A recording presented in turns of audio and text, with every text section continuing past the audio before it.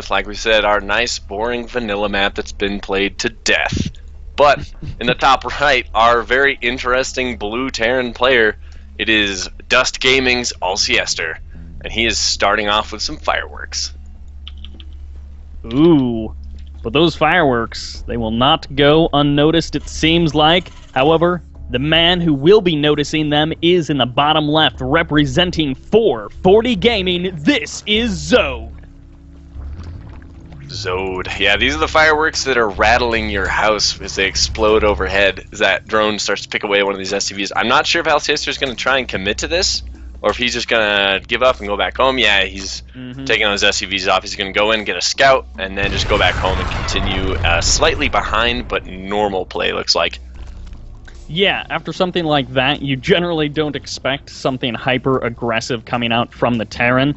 And that's one of those things that we always get to talk about as commentators. We get to be like, yeah, man, this is one of those maps that was pretty well known for those proxy 2-raxes. Of course, you can draw conclusions with the Koreans who love to do that sort of stuff on this map. And in this case, opening up a best-of-9 series with that cheese, it's one of the, I don't know if it's exactly the smartest thing to do, but it is not a bad idea. Throw your opponent off a little bit, maybe get a free win. In this case, very nice read from Zode. Yeah, like you said, it's not necessarily the smartest way to do it because it's so risky, but it is a best-of-9, so there's a few things to take into consideration. If it doesn't pay off, you have a whole lot of cushion to fall back on, and a lot of maps to make up that difference if it doesn't go your way. Second of all, it is a best-of-9 again, so the mind games are going to be really important in this. Even at this not the highest level, like these guys, Zode's Masters, Alceister's currently Platinum, but because he's here, he's clearly at Zode's level. These guys, you know, they're not Code S, but the mind games, especially in a best-of-9, are going to be at the forefront of the play here. Yeah, if anyone sort of showed up to today expecting Code S, then we can say that they are poorly informed. But as we do have, after, you know, it was like 15 hatch, 15 gas, 15 pool, something like that, just reverse the order. But then the Roach Warren follow-up. So Zode is like, you really want to 2-rax me? You want to proxy 2-rax me? Game number 1? Well, let's try some Roach aggression. And I know lots of Terran players who love to complain about Roaches and those very powerful, sometimes +1 attack timings that come out from Zerg players. Indeed. And Zode recognizes that since he got that delayed scout on the double 11 racks, that Alceister's standard build timing is going to be behind. And like you said, a Roach timing is strong anyway. But now where Alceister's like a minute behind where he should be, just now landing that second command center and just now hitting his second and third racks, these Roaches that are being made by Zode right now are just going to be able to walk across the map and get some damage done, assuming good control on both players' sides. It should go Zode's favor for at least a little bit here. May not kill him, but it's going to get something done. Yeah, and the important thing to, of course, watch in this, as we're gearing up for this engagement, is that production tab. So we've got a couple of drones going to be coming out from Zode, but he's not following it up with more and more Roaches. He went for just that straight-up 8, which is the number a lot of Zerg players do favor for this sort of attack. And, of course, no Evo chambers, none of that +1. Now, the 2 racks are going to be completing as well as that starport, so the production is going to start to kick in, but as you mentioned, he just won't have quite the number of forces that he would have. Yeah, Zode prepares to move in here. There's already SCVs in position to repair, but Zode might still be able to just bust through this. Yeah, there's a lot of DPS coming out from these Roaches, targeting down that bunker, and of course, SCVs are going to have to be sacrificed in the defense. Only 3 of them have gone down here, but as these Roaches starting to switch their priorities onto the SCVs, this is so much lost mining time, this is so many lost workers, as we do see a 9-worker lead for Zode, though he is starting to lose all of these Roaches. Yeah, he's going to lose all these Roaches as they get cleaned up by these Marines here. And that was well done by Alceister to react in time. But losing 8 SCVs there hurts really bad. Zode doesn't have his 3rd down, though, so it's not going to be the worst thing ever. Yeah. But Zode is in a great position here to just continue to macro up and prepare either another follow-up attack or just a standard macro game. Yeah, I mean, he's adding on the layer, and as you can see, he's finishing up those 4 gases. So he is going to have all 4 of his gases for his 2 base. But, of course, the Baneling Nest is the next thing. And I don't know about you, and of course this doesn't apply to you as much playing as a Zerg player, but as a Terran player, I am dreadful, just abysmal at actually splitting Marines well against Banelings. I know many of my fellow Terrans who aren't exactly at that GM or Code S level, they really struggle splitting splitting against Banes, and that's one of the things that we've seen in Vanguard, Defender, or some of these other leagues. One of the kind of downfalls from some of the Terrans. We'll have to see exactly how good Alceister is at splitting against the incoming Banes. Yeah, it looks like Zode throwing down his Spire is just going to go into standard MLB macro mode here, but there's a drop on the way here, and that is going to be able to do a lot of damage if he gets in and executes it properly. Zode spots it with those Overlords in the top left. He's got some units here prepared, but those 3 Banelings and 6 Zerglings, excuse me, by themselves aren't really enough as he pumps out a bunch more Lings here. And this is going to delay Zode a lot. He needs to drone up that 3rd and get into his macro mode. You can't support Mutiling Bling off of just 2 bases. Now the first Marines are dropping. There's the reaction with the Lings. They're going to be rushing in here, a complete surround. And 2 of the Marines do go down, but more importantly, there was no real damage done. Yeah, maybe a Ling or 2 went down, and yeah, there was a little bit of damage on that extractor, but overall, not the damage that Alceister was really looking to pump out. I mean, we've still got that 8-worker lead, and as this 3rd base finishes up, it may be the next kind of step for saturation from Zode, so he's going to need to power out more drones and defend against this next drop. Yeah, this is a little bit slower than normal 2-base mutaplay we see out of Zode, and he did a fantastic job there defending this aggression, the drops, and now this double Hellbat drop coming in here. But Zode didn't overbuild Lings and didn't overcommit to Banelings, so he still had enough larva, gas, and minerals to get 8 mutas out, which are really going to help clean up these Hellbats and medevac. He's going to drone up that 3rd, and he's going to be looking strong going into the next phase of this game. Ooh, and in the main base, that's where the drone damage is actually being done as the mutas do flock over here. Now, this is an important time for Alceister to respond because, of course, the best time for mutas to hit or for the Terran player to realize that mutas are there is when they're in his mineral line as far as the Zerg is concerned. This is giving a lot of time for the reaction to come down for Alceister. And yeah, the unfortunate thing is that he's losing all of those units, although one of the medevacs will end up escaping. Yeah, medevac gets out, rejoins this little push out here in the middle for Alceister, and if he changes these Hellions into Hellbats, which looks like he's gearing up to do here as he moves out, he could get a lot done, but Zode, with the Baneling count, is pretty healthy, and everything that Alceister has is pretty squishy to Banelings. This should go well for Zode, and he should be able to maintain until he gets that 3rd droned up, but we'll see. This is when Alceister has to make something happen. The drone count starting to climb, but can he keep it high with, well, is he actually going to be engaging? Yeah, he's just looking for a bit of a better angle. Now, this is a Widowmine here. It could get a miracle hit. It is going to be a pretty solid hit. There's mostly just the Banelings left, but the Muta's going to be swarming on top of this army, and the Banelings getting some pretty solid hits. They're not absolute miracles, but the Mutas are here to clean up the rest. Just a couple of Hellbats are left here, and they are going to be starting to flame down some of these drones. 7 have gone down, but the Muta's finally going to be able to respond and clean up the remainder of these Hellbats. Yeah, those Baneling hits were far from amazing, but they cleaned up all the Marines, which was key. So it allowed the Zerglings and Mutas to clean up the rest of Hellbats. As Zode now has plenty of forces here to clean up the reinforcements. Yep, that one Widowmine with 12 kills on it, but the production tab reveals more and more mutas for Zode. As you can see from the minimap, he is just pumping units straight across the map. He is out for at least a little bit of blood. Kind of the nice thing for him is that he's denying that 3rd of Alceister, so he's kind of guaranteeing that with the Overlord dropping the creep. He's going to continue to drone up a little bit. He's only at the 57 workers, so he can still afford to get a couple of more, but he pulls back, adds on the Evo chambers, and gears up for a 4th. Yeah, and Zode is correctly identified that Alceister is prioritizing units here. He hasn't even started a 3rd command center yet. And he looks like he's going to clear out his 3rd now and hopefully going to get that 3rd CC down here shortly. But Zode needs to keep his unit count nice and high with that 2-2 on the way for Terran. He's going to be pushing out and getting ready to do more damage here. And that 2-base Terran is still very, very scary if you over-drone.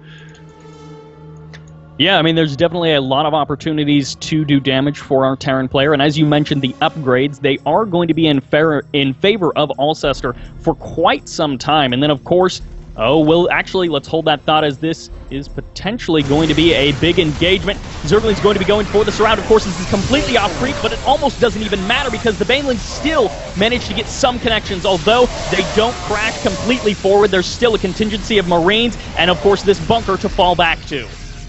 Yeah, that was very, very, very hairy for Alceister. He just about got completely surrounded by those Lings, and the Banelings almost completely massacred his entire force, dodging with those Marines and splitting just in time to not... That would have been game if those Banelings had hit on completely unsplit Marines. Yeah. But that was a fantastic move by Zode to keep Alceister on the back heel. He's still trying to move out across the map now, but Zode already recharging his Baneling count. He's going to be prepared for this. Alceister has barely been surviving these attacks when they're off creep, and now, well, actually, he is going to be turning around, so maybe I don't have anything to talk about, as he is, if he steps too far on creep, then we can see those surrounds be that much more effective, those Baneling hits be that much more devastating, and of course, Alceister will have so much less time to actually react. Now, potentially, he could kind of hold off a little bit until his 2-2 actually kicked in, but will Zode give him that much time? The Lings are going to be coming in. Those are some nice Baneling hits, completely eliminating pretty much all of the Hellbats as the Marauders absorbing some more Banelings, but this is so many units for Zode, although it does look like the GG doesn't get called, but that's the end of the game, and Zode goes up 1-0 in our best of 9.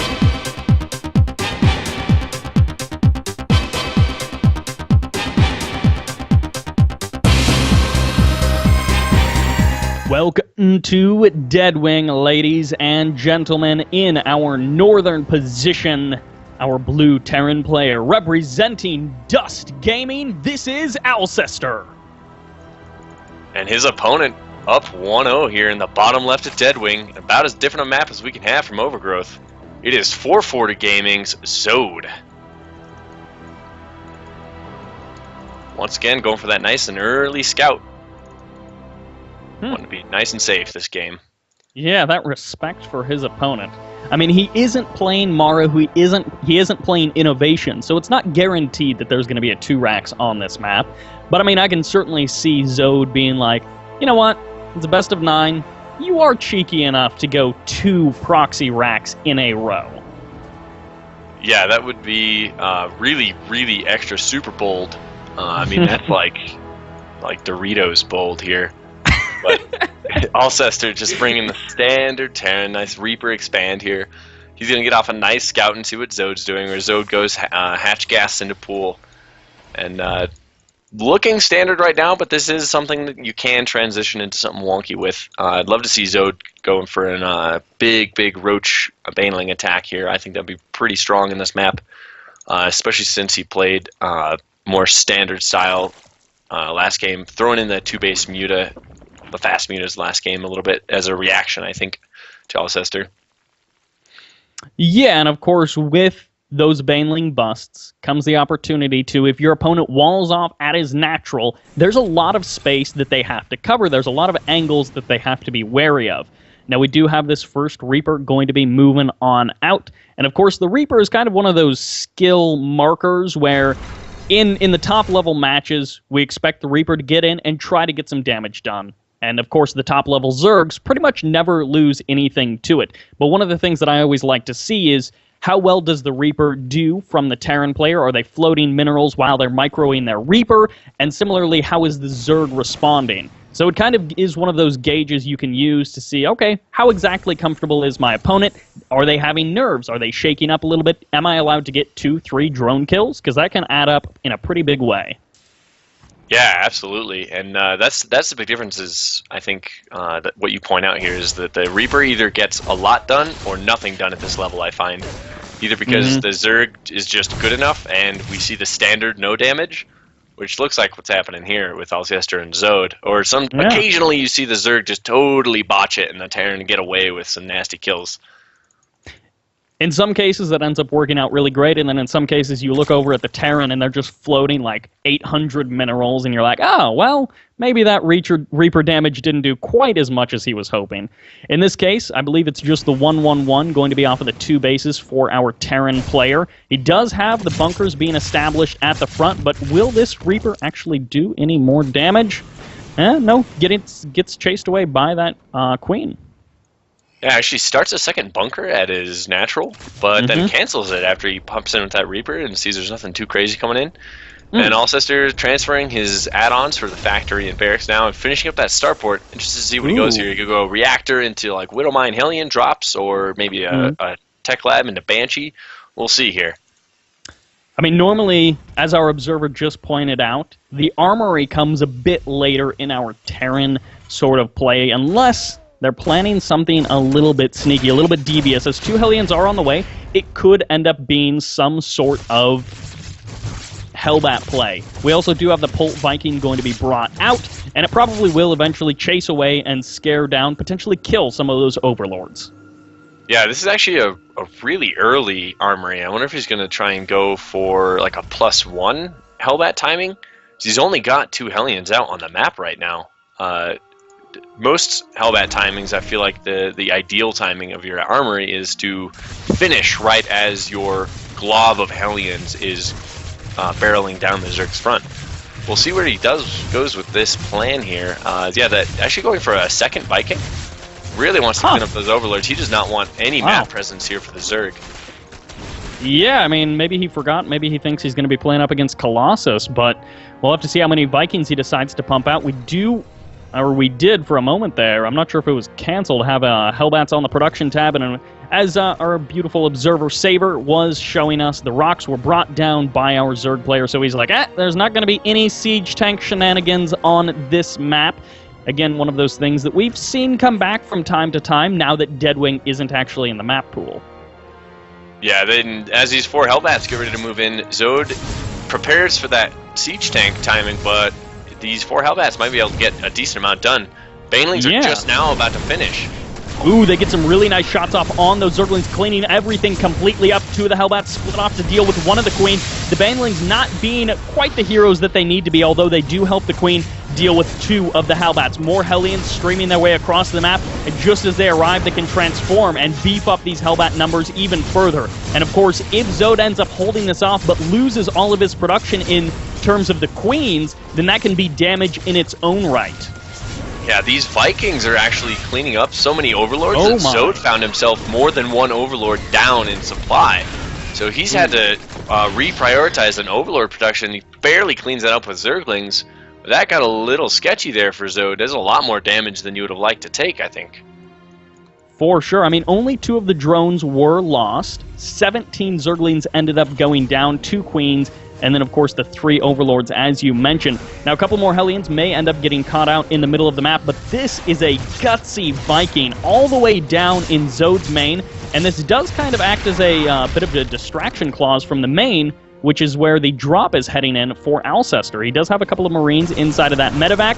He's going to pick himself off at least 1 drone. Another drone is extremely low on HP. Yeah, that was a nice move there by Alceister. Distracting and then hitting the main here. He's actually going to pick up a Queen. Wow. That's a nice pickup there. Just the 4 Marines here. Oh, barely gets away. Is he going to try and drop on it? Let's see. Oh, that was a nice dance there by Alceister.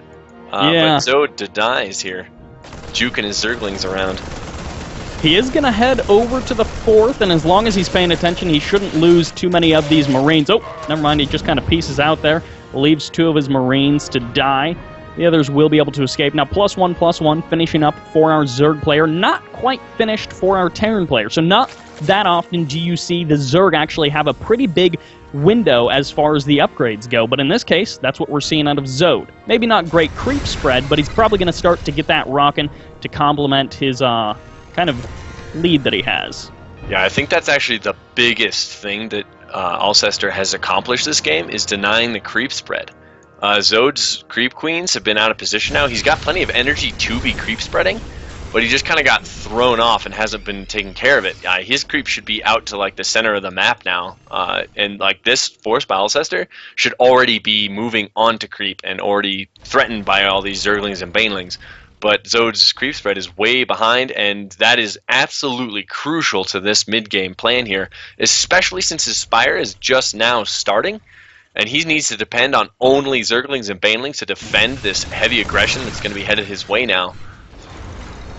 As we saw in the previous game, that creep was indeed pretty darn important because off creep, Alceister has such an easier time engaging against those Banelings, as you referenced. Now, Baneling speed going to be finishing up in mere moments, but we do have the 4 Hellbat drop going to be heading most likely into the main of Zode in just a few moments. Medevac's going to be heading in. The scout does kind of happen from this Overlord, but it's very, very late. Now, there is one Spore Crawler, but not a lot of units here to actually defend at the same time. He's going to be pressuring the front. Those are 4 Widow Mines as well, so he can get some fantastic shots off potentially, as we are going to have engagements on a couple of different fronts, one in the main, one out here, as pretty much everything is getting pushed away and cleaned up. The Overseers allowing the Widow Mines to get cleaned up, and there go pretty much every one of the forces at the front, but in the main, that's where the Hellbats are starting to do the damage. 18 drones have gone down the main, evacuated by what few units are still there, and the Overseers are going to be arriving, but there's just not a whole lot of support right at the front with them. More and more damage being done by Alceister, 20 drones going down. That was a fantastic two-prong attack here. Is that 4 Hellbats in the main are still going strong, and only Zerglings come in to clean them up. He's going to lose a lot of links to finally finish that, but there's still the push going on here at the third. Picks off the extractor, and Alceister's moving in. He's going to get a lot more done with this, and there's already been so much damage taken. This is going to be a hard game to take back for Zode, I think. Now, one kind of nice thing that Zode has going for him, even though he is, 60 army supply down, is that he does have those 2-2 upgrades finished, while his opponent is still going to be sitting on that 1-1. Ooh, that friendly fire Widow Mine also not helping.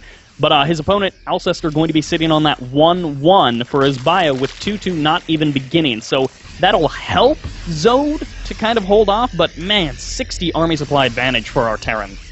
Yeah, this is going to turn into an engagement where the couple of Widow Mines that are here, plus some like mediocre to okay splits, are going to absolutely demolish the Zerg here. With the Marauders being in front of the Marines, with the Widow Mine support, now the other drop coming in here, the 16 Marines, 2 Medevacs are going to get dropped on the main. Zode is in trouble. He is in huge, huge trouble. He's only got 5 mutas on the way, too. Like, that is not enough to defend this two-pronged aggression as effectively as he really needs to. Yeah, and multi-pronged attacks are one of those things. Stretching the multitasking of your opponent is one of those things that, at the high end, it doesn't always work as well, but here in some of the lower leagues, it can work fantastically as Widow Mine getting some nice shots off, but again, the split's not amazing because of the double drop in the main base. There's the GG, there's the 1-point win for Alceister.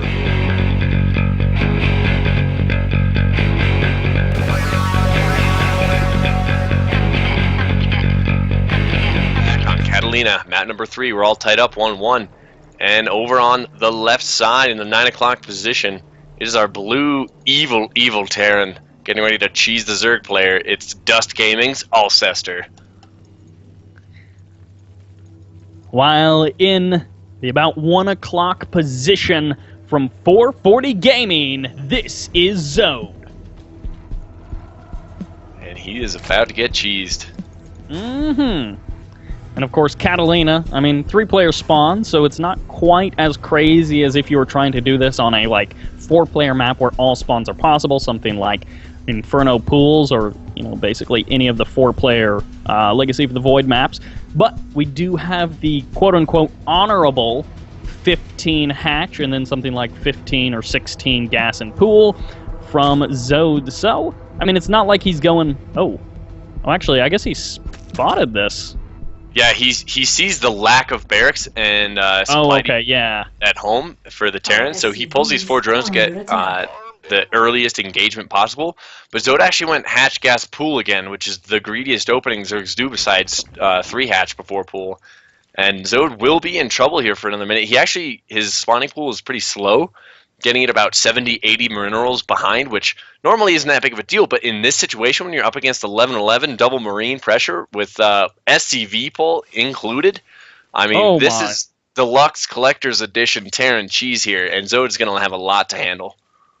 To be honest, one of the things that I like watching as far as cheese go is Reaper cheese, just because there's so many opportunities to watch cool micro and cool control happen from players. But this is just like, I feel dirty as a Terran player watching this. Now it is a lot going to be coming down to the position and the control. There's going to be the mineral walkers, the Marines, trying to get away from these drones. They're going to be hugging them to death. And there's a nice surround, although it's partially SCVs, partially drones, as I think somehow Zode is starting to clean up a few of this. The bunker hasn't been established just yet, but there's so many extra SCVs to try to finish this off. There's the bunker, and this just got a lot harder for Zode. Yeah, Zode is in trouble. He wasn't able to deny that bunker. He barely losing this low ground position. He's going to flood back with some more drones and links. He needs to stop this now. Ooh. Otherwise this game is lost. There it is. Alceister.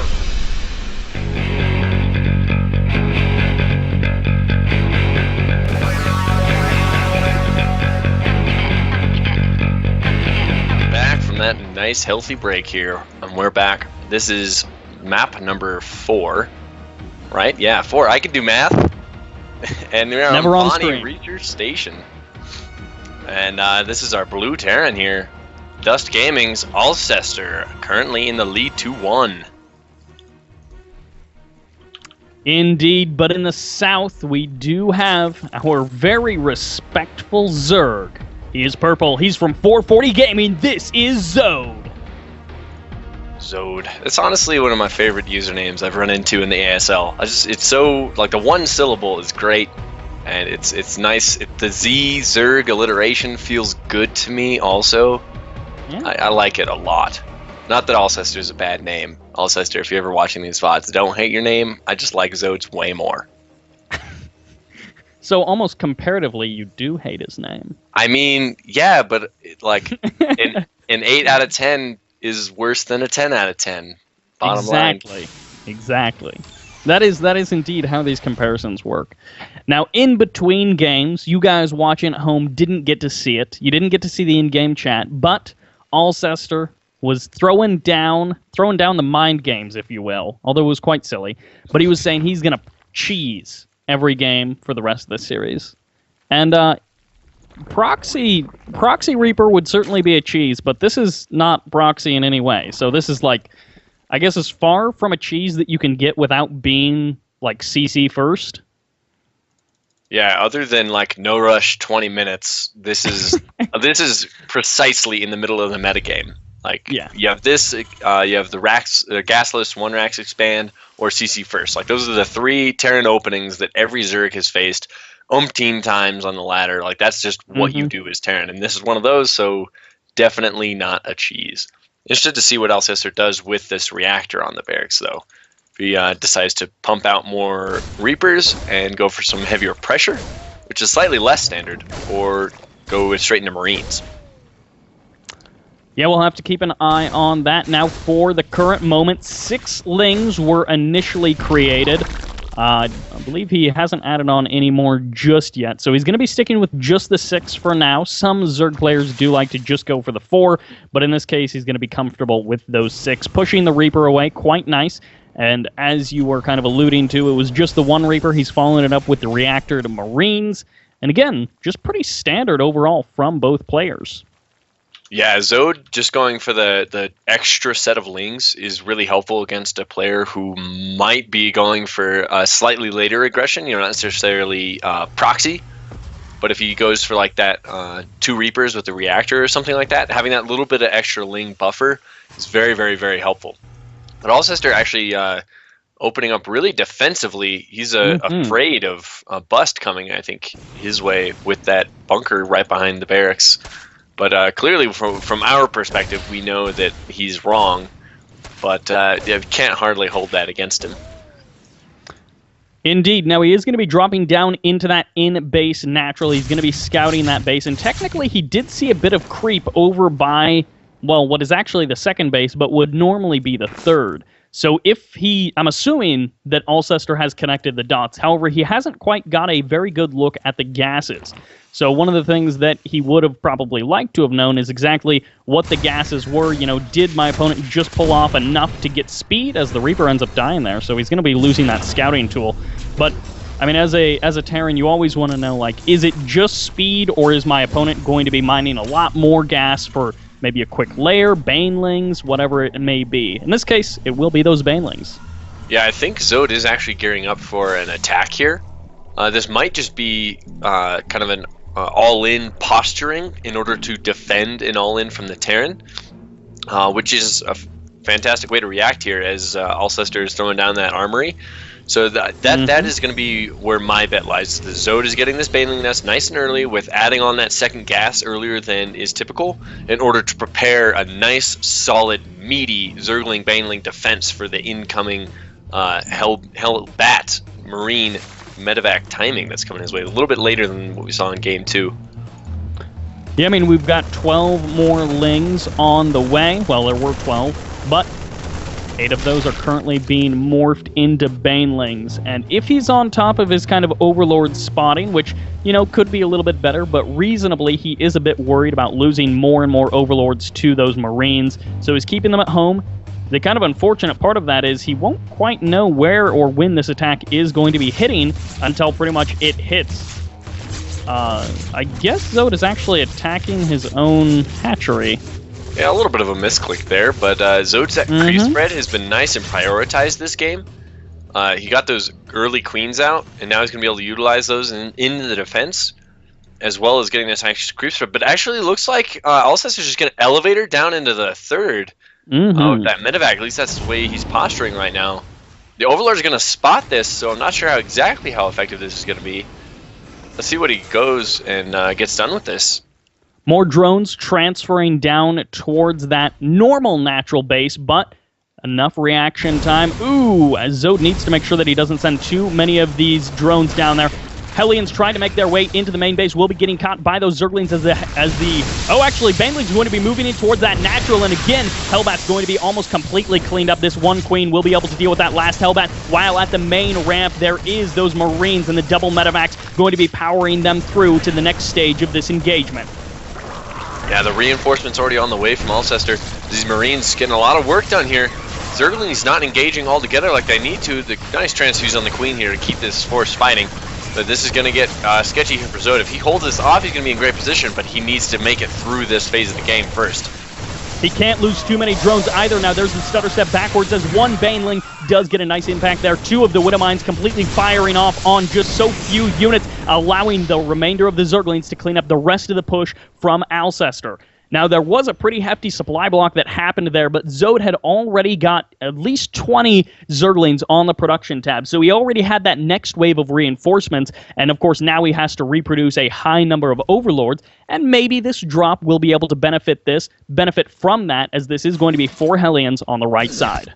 Yeah, and he's only just now seeing this come in here, and the 2 Widowmines on the left side still threatening. He's going to be able to drop these 4 Hellions in here and morph them into Hellbats, and then he's going to have 4 Hellbats in the third, which is much scarier than 4 regular Hellions, as he's going to transform those now, and he's going to keep the medevac there for healing support on the Hellbats. And all that's here is that 1 queen, and just a smattering of leans coming back now to defend. This is not enough. These Hellbats are going to get quite a bit done, I think. Yeah, for now they're just kind of playing ring around the rosy with that queen. They have started to engage the drones, and some of them are extremely low on HP. 2 drones have gone down, and they're kind of missing a lot of splash damage opportunities for killing off those drones. Wow, yeah, only 2 have gone down. More queens are going to be targeted as they're trying to go for that medevac. Transfuses doing some nice work to save the queens, and this is actually a surprisingly good hold considering how it could have gone.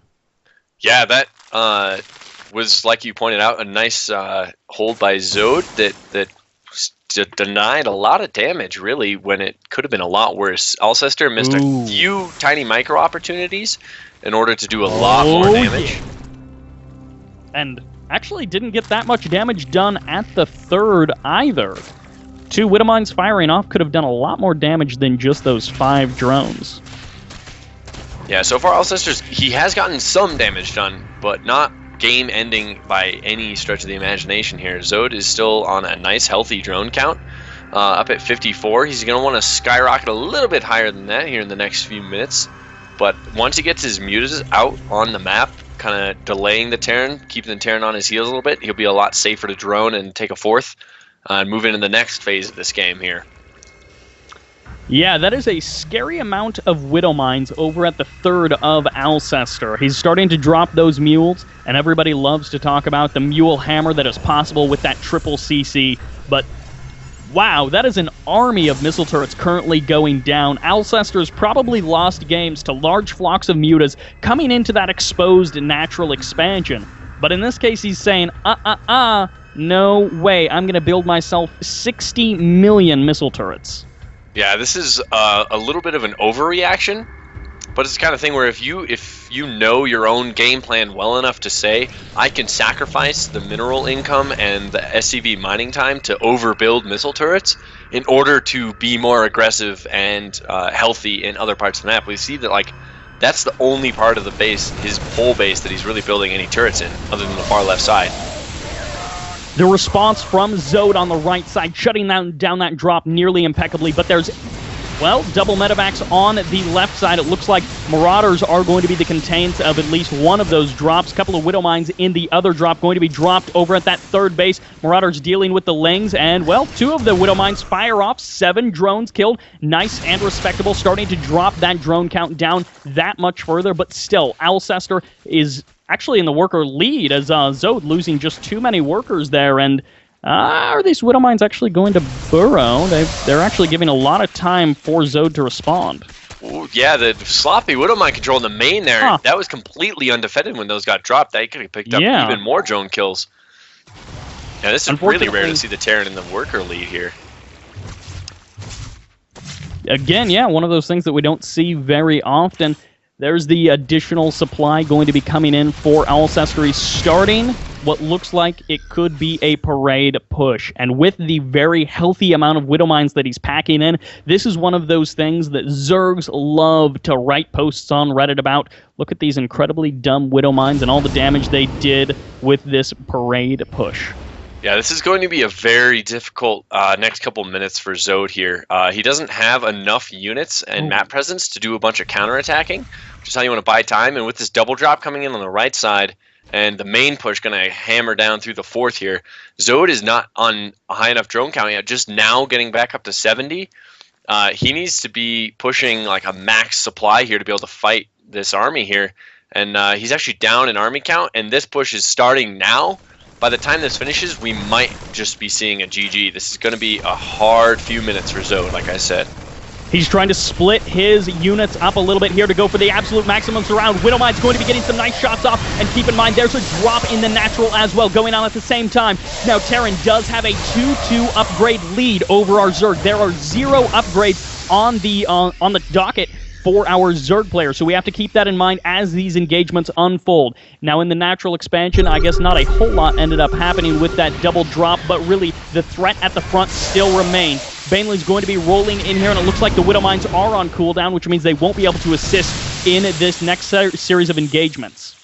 Yeah, that was really well done by Zode, and but the thing is that Zode is fantastically lucky that Alceister didn't babysit his drop and his natural a little more. Those Marines first dropped out, killed an entire platoon of Lings, all for free, basically. The Lings just streamed in one by one, and all the Marines killed them. The Banelings streamed in and then crashed into unclumped or unsplit Marines. They're nice and clumped, cleaned up that drop way easier than it should have been. If those Marines were split and those Banelings got picked off, I don't think Zode would have a natural base. And he's just now getting those upgrades started. Zode is still not out of the woods. Still down by 30 army supply. This is only getting worse and worse for Zode, I'm afraid. As Hellbats and Thors start to be mixed in, those Banelings are going to have an even harder time at really getting those good impacts. Now, creep spread is being pushed forward, but it's at a very slow rate. Unfortunately, it's not rocketing forward as we see from some of the top-end players, and of course, we can't exactly expect that, but that just means Terran pushes are going to be that much easier. He doesn't have to drop as many scans, he can use that energy for mules, and of course, he can push further before the Zerg actually sees it. Yeah, Terran just now establishing his fourth base. This is way too comfortable of a fourth base, especially when the Terran's about to finish 3-3 and push down your face with 3-3 before Zerg's 1-1 is even done. Like, Zode, he's not done yet. This is a winnable game for Zode 100%. But he is going to need a stellar defense here. Very true, as in just a few moments, upgrades are going to be finishing. It's currently 3-3 to 0-0 for our Zerg player. If Alceister is able to make some serious timing magic happen, this could be GG. Now, 1-1 is going to be finishing up and momentarily, but again, we've got that double-prong potential pressure going to be coming in from Alceister, dropping in the natural 3 medevacs with Marines. Only this Spore Crawler here for the defense, while on the left side, there's a huge engagement going down. Lang's going to be flooding in. Bangling's going for the surround, and there's the crush of the left side attack, but that natural expansion continues to take damage. It's completely gone. Completely gone, as well as one of the Evo chambers that just now started +2 armor. So Zode's upgrade is going to fall even farther behind, and he's still down in supply by 30 supply total, over 25 army supply. Alceister is getting a lot done here, and Zode is hanging on, but those fingers are starting to slip off the cliff here. Zode is in trouble. Now back on the left side, we've got a bigger push of Marine and Marauder, actually going to be mixing in some of those Marauders instead of just the pure Marine like we saw a little bit earlier. Thor doing some nice damage as well, but Zode has been defending so well, and wow, those Baneling hits are exactly what he needed. The Lings get a complete surround on that Thor, and of course this is still not a good situation for Zode. In fact, it's probably still a dismal situation, but he's starting to mount that defense. The problem is the drop. The defense of the main push is going really well for Zode, but the drop is going abysmally.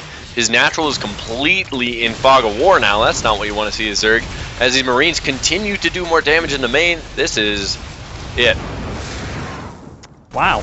That excellent plug coming out from Alceister, as he is going to be so just enthralled with this game that he drops down a link in the chat. That will do it. Alceister goes up 3-1 against Zode in the Vanguard Finals Best of 9.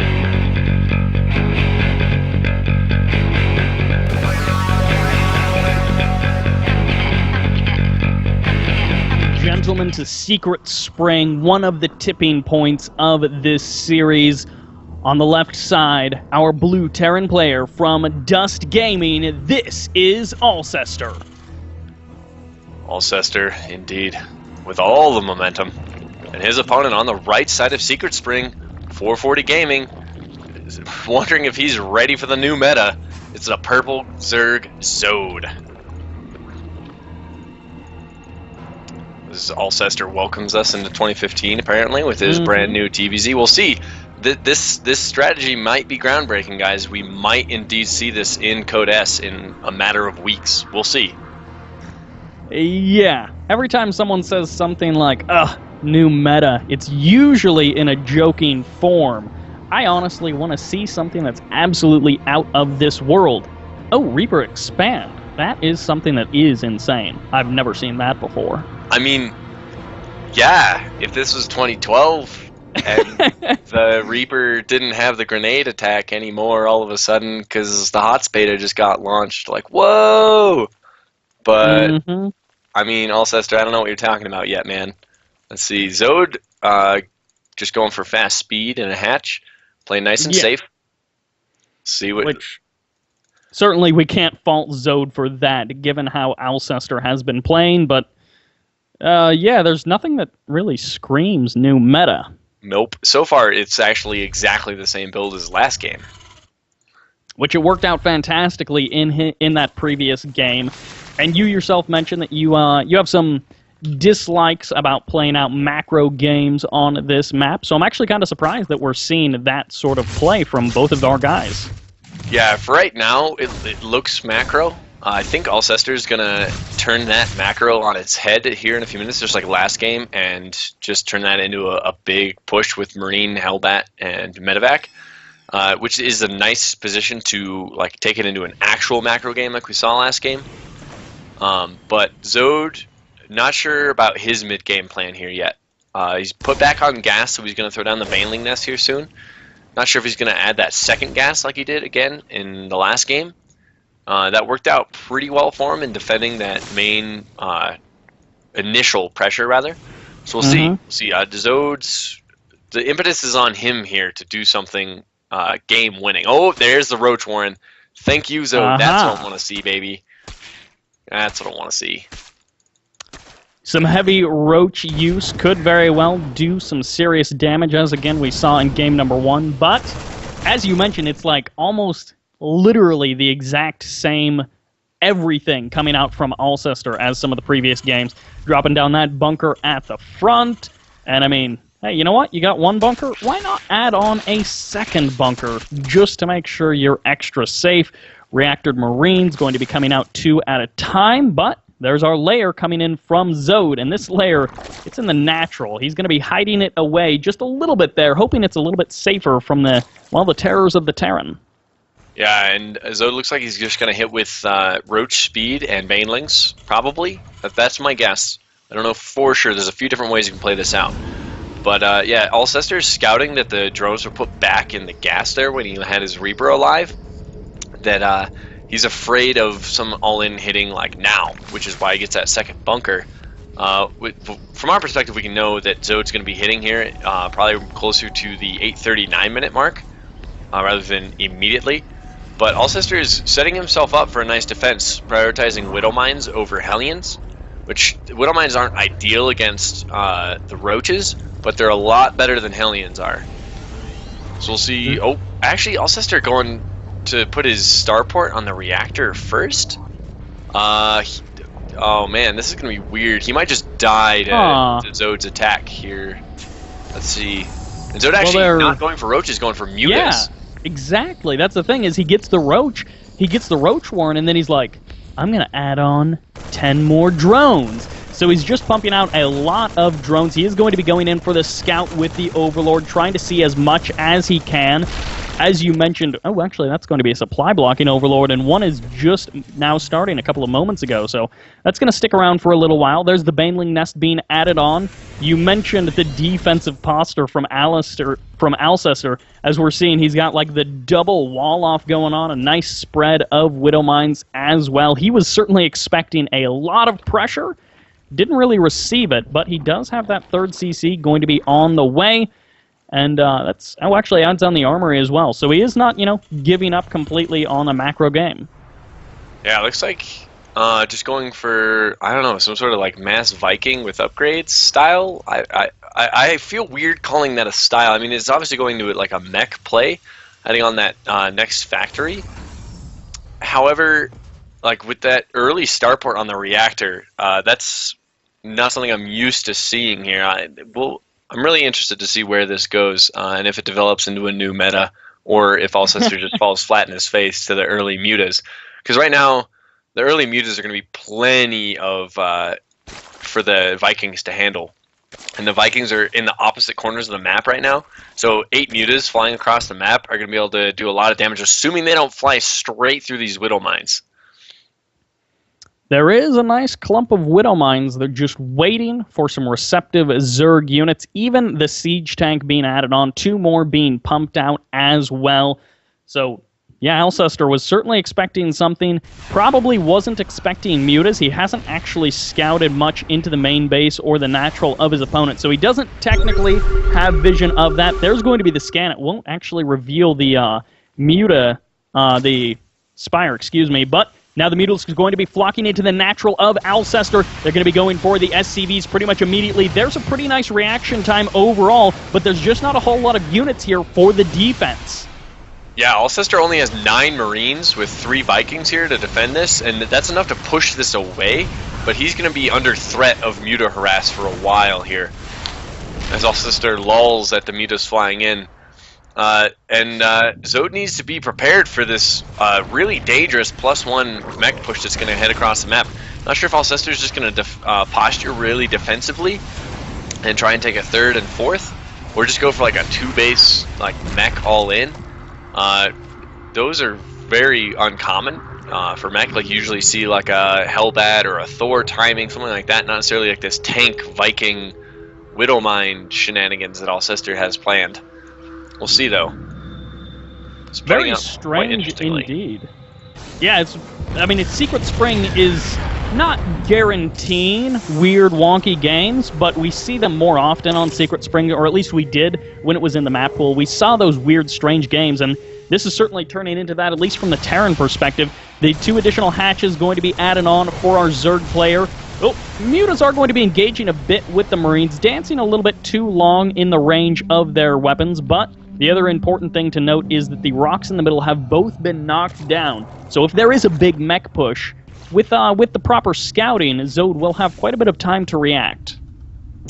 Yeah, fortunately for Alceister, though, if you're going to bring any units for an attack that you need to break down the middle rocks with, siege tanks are the ones to do it with, as their unsiege mode actually has one of the highest against building and structure DPSs in the game. But Zode actually going for a 3rd and 4th at the same time as those finish up now. It's going to be really sketchy if he decides to just drone those up like crazy. As he flies into Mutas, he knows what's going on here with the mech now. And he needs to transition into a different plan here. Right now, he doesn't have anything prepared that's going to be able to defeat this push when it comes. And he just needs to start preparing. Now, there's the roach speed and +1 attack. There it is, Zode. That's what you need, buddy. Again, going to be trailing a bit in the upgrades as we saw in the previous games. One of the kind of things that people like to talk about as far as mech, one of the almost check marks on the mech list is, can I secure 4 bases? Because if you can secure those 4 bases, all the minerals and the gas therein, you have so much of an easier time actually maintaining that mech army and continuing that production. Mutas actually posturing just outside of the range of Alceister. They're trying to find the angles of weakness. They're trying to find those kind of opportunities to engage. But with so many missile turrets, he's having a real tough time doing like significant damage. This orbital going to be getting caught a little bit out of position, but the reaction time is fast enough. There's Thor's Vikings and Marines here for the response. They're going to be able to chase away these Mutalisks quite nicely. Yeah, and this is a really awkward position for Zode. He's kind of gearing up for like the standard anti-mech play here. The really big problem he's going to face, though, is that nowadays, with the lack of swarm hosts being a real option in the meta, you need many engagements to effectively fight a mech army. And Secret Spring is a map that completely negates that option. Like, almost entirely, because the map is so short from side to side. It's really wide, but once Alceister decides to push onto the Zerg side of the map, he's there almost immediately. Like, a couple siege tank range hops over, and he's already attacking the Zerg. Whereas if you do it on more, like, standard mech map, like Deadwing, you can get your 4 bases easily, but the push, when it comes, the Zerg has many opportunities to engage, fall back, remax, engage, fall back. Secret Spring does not afford you that option, and Alceister is just turtling hardcore on 3 bases, and he's probably going to be in great shape when he goes to push out, unless Zode prepares something totally crazy. I'm not sure. I mean, I want to see, like, mass blinding cloud in the center choke if Alceister makes a mistake of moving through there or something like that, and just crushing with mutas, something like that. But like the typical Hydra Roach Viper thing is going to be really difficult to pull off with only really 1 engagement to work with. Yeah, Roach Hydra composition is Roach Hydra Viper composition is one of those things that we've seen in the past. It's one of the ways to kind of wear away at mech over time, but as you mentioned, there just isn't time. When Alceister decides he wants to push, then he's gonna push. One thing that can happen against a mech army because of how immobile it is opening up alternate attack paths, which is what we've seen with the Lings from Zode. He's trying to kind of swing around, at least in the north, clearing out those rocks, kind of opening up additional attack paths, but just not having any room to get anything done. Mech is still camping at home, so he's not going to find any real angles of weakness. Yeah, the thing about mech is if you can defend and defend well so that you don't have to run around and get abused for your immobility, there's a bunch of mutas get taken out here. They're actually in trouble. They're kind of in the middle of a bunch of anti-air. All these mutas are going to go down. Oh, that is awful for Zode. These mutas were basically his only hope in this game, I feel like. He needed to buy time with them in order to see his opponent's exact composition in order to prep exactly what he needed for it. As he just now starts consuming with these Vipers, he's going to be ready for one push, but I don't know how well he's going to be able to hold it off. His upgrades are pretty far behind, and +3 vehicle weapons is starting now. The thing that I'm struggling to find is like some sort of up angle for Zode. Yeah, he is going to be sitting on those 4 bases. Yeah, he hasn't really taken that much damage throughout this game, but losing those 18 Mutalisks when he's really only killed SCVs, and killing SCVs of a meching Terran who's sitting on at least 4 orbitals and is adding on another command center, killing SCVs is not the biggest deal. Now, yeah, denying gas, which is what we saw him do a little bit earlier, is certainly annoying, but this mech has already been powered up. I mean, Alceister is sitting at 190 supply, so denying that gas is only so useful. Yeah, and Zode is playing this out really well from the position he's in. It's kind of really awkward for him to not engage here because he's been so untouched, and he's maxed out now on 130 army supply. Like, he is in... he needs to do something. Like, he's not going to be able to do anything right now other than build a bank. But the way to beat mech right now in this meta is essentially to never fight. Just never, ever fight. And then when it does come down to a fight, take a bunch of really good fights in a row, otherwise you die. Like, this mech army is going to be so scary when it finally decides to push out. And Alceister is approaching max here and approaching peak upgrades as he starts Corvid Reactor, Blue Flame, all these upgrades. He's getting his force rounded out.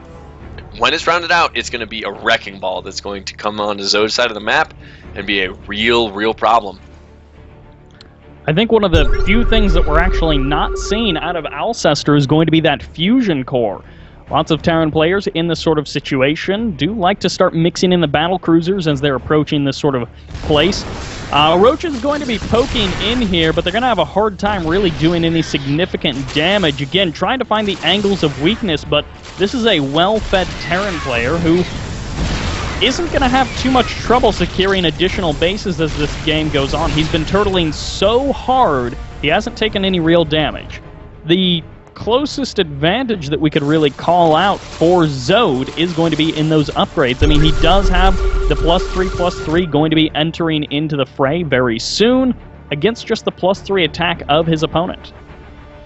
Yeah, and this is actually an interesting situation. I'm not sure if you watched, but earlier today, Team Liquid had their double harvesting open tournament, and this is exactly the kind of situation that mod and the Legacy of the Void economy adjustments are trying to fix and or change a little bit, where Alceister is on 4 bases, 3 mining ones, but in economy is almost even with Zode, who has 4 mining bases and has like a 5th and 6th easily available to him. That in this economy it's actually not that advantageous to take, which is just an interesting note to me anyway, that this situation is exactly what we're examining with the economy discussions. Okay, on the right side, this is a healthy number of Roaches going to be targeting down that CC oh so quickly, forcing it to lift off, but the Hydras are here to do that additional anti-air DPS. This additional base has been completely shut down, but in the north, there was a second group of Roaches that we saw get completely shut down by Alceister. So he's just like, oh, I don't get to take 2 bases at the same time? I guess I'll just take 1. Yeah, and Zode is going to be able to reload on like mass Corruptor and Broodlord when he does get to remax. Right now he's maxed out, so he can't obviously build that army. But with Alceister already transitioning into mass Raven Viking, this game might go for a while. Its Secret Spring Storm may not be the typical mech Berserk, but we'll see here as this engagement comes in on the right side.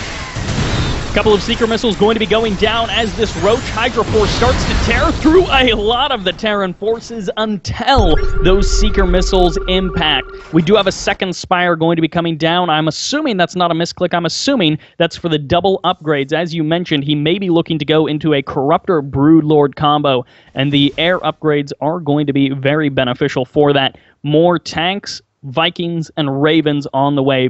And it's really forming one of those one of those powerful mech armies that even with the nerf that recently happened to the point defense drones, it's still a mech army that no Zerg really likes to play against.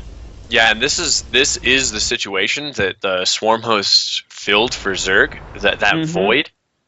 Because the Terran army is so insanely cost-effective, between just the raw power of siege tanks, Thors, and Vikings in combination with each other, and with the Raven's free, like the energy-based point defense drone and auto turret, all of those things mixed together with the sensor tower, the missile turrets, planetaries, like this army is so cost-efficient that Zerg has nothing that they can fight against this with that can take a good engagement, other than the Swarm host, which can throw other free units at it. But in this situation, Zode doesn't have that as a real fighting option, as those Swarm hosts are now really only for harass, and even then not for that effective of harass. But he's going to get that double Spire, start double upgrading to catch up in upgrades in air, and then transition to mass Corruptor Broodlord, which is basically the only thing you can do. The problem that he faces really is that Terran's mech upgrades are combined. So while he's been strengthening his siege tanks and Thors, now all of a sudden his Vikings and battlecruisers, if he wants to make them, along with Banshees, are already at +3 attack. Yeah, we saw additional starports come down with the tech labs as well, so he is going to be kind of gearing up his production for those future engagements. More Hunter-Seeker missiles going to be coming down as the Vipers do drop quite a few blinding clouds, negating a lot of the force that these siege tanks have. But slowly, as this Roach Hydra pushes forward, blinding clouds wear off, and this becomes a much harder engagement to take as Zode. But he's got the extra supply to give away in this engagement. Yeah, Zode's bank. Whoa, actually reloading on 56 Mutalisks. Holy cow.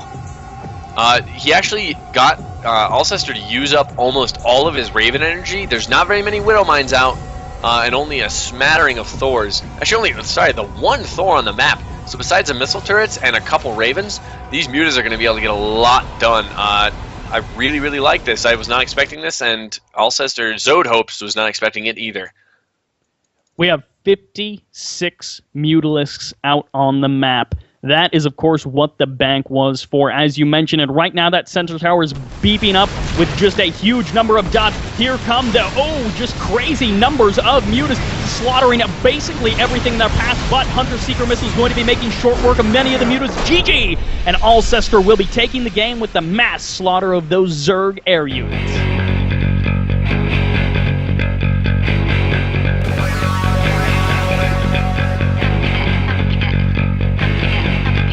Welcome to Iron Fortress LE, ladies and gentlemen. This may be the final game of this series because the man in the bottom right corner, this blue Terran player, he's up 4-1. This is Alceister, representing Dust Gaming. Yeah, 4-1, typically enough to take a best of 7, but folks, this is not a best of 7. This is a best of 9. And his opponent in the bottom left, who is currently down in the best of 9 with a lot of ground to make up, it is 440 Gaming's Zode. Alceister looking in prime position to take this in a similar fashion to his previous season.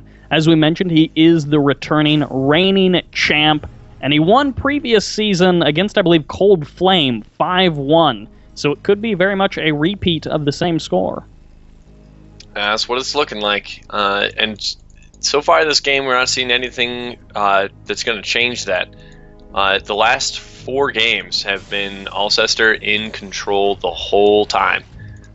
With a little bit of fight in Zode, but not enough to take any maps since that very, very first one. When he scouted the 11-11.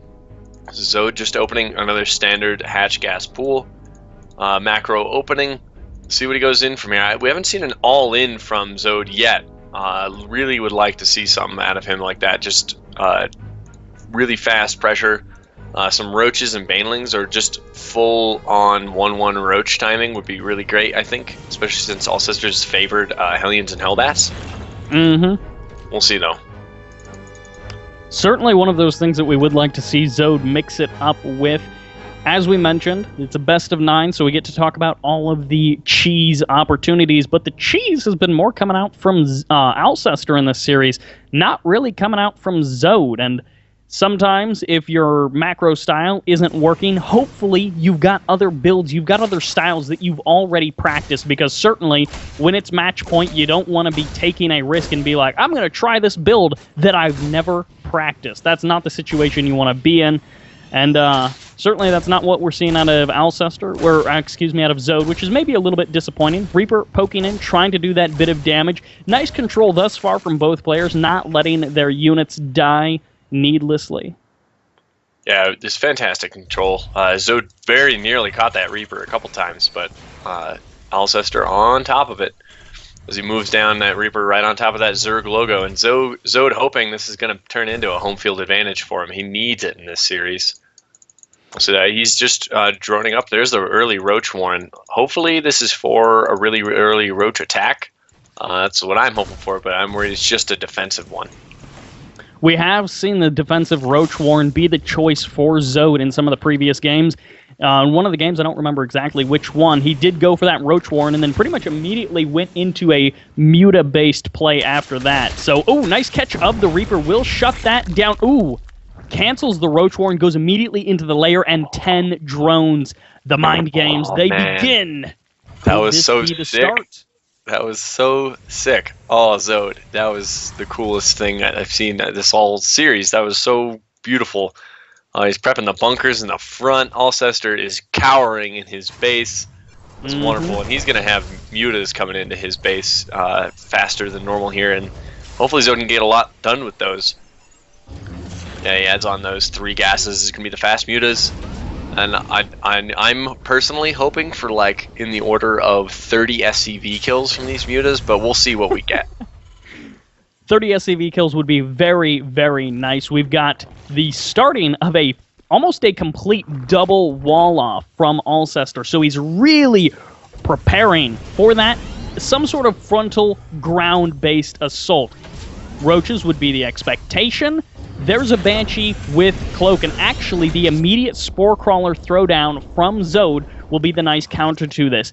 Spire does get dropped. This Spire is in the natural, and depending on if Alceister wants to drop a scan, we'll have to keep a close eye on where he drops that scan, because this could be absolutely crucial.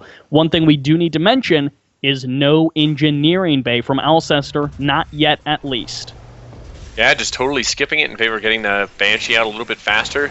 He's going to add on his 2nd and 3rd barracks here. This is going to be sketchy. Might see that damage getting done from Zode. He's got plenty of Lings out right now to deny Alceister any map control until about 6 Hellions are out on the map. But now that he's switching that factory over to reactor production, he's not going to be out on the map at all. And he's really low in Marine count. No turrets, no Widow Mines, anything going to be out in time for these mutas.